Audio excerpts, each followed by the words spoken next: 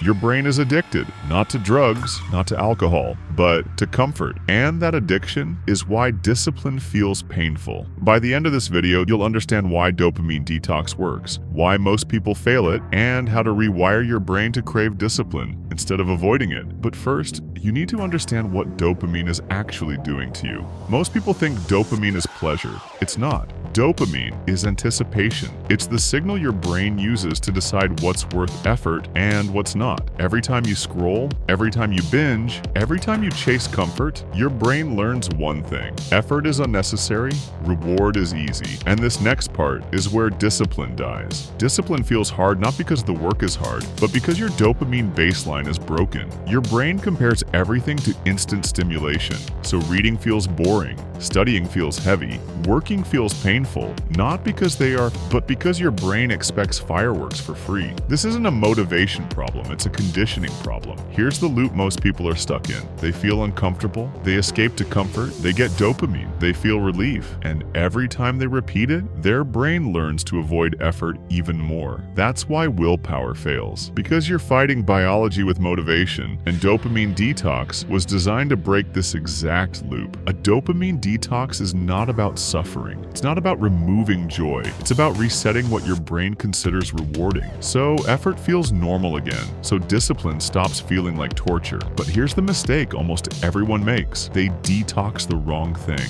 Here's why most dopamine detoxes fail. People think detox means removing everything. No phone, no music, no joy, no stimulation. They suffer for 3 days, then binge for 3 weeks. That's not rewiring, that's punishment. And punishment never builds discipline. Your brain doesn't learn from pain, it learns from association. So if effort feels miserable, your brain will avoid it again. The goal isn't to eliminate dopamine, that's impossible. The goal is to change what dopamine responds to. Right now, dopamine spikes from comfort. We need to flip it so dopamine spikes from effort. And this is where discipline is born. Your brain rewards what you repeat, not what you plan, not what you promise, what you repeat. When you do hard work while overstimulated, your brain hates it. But when stimulation is reduced, effort becomes the strongest signal left, and dopamine follows signal strength. This is the part most people never hear. Discipline doesn't require motivation, it requires contrast. Here's the dopamine detox that actually works. No extremes, no monk mode,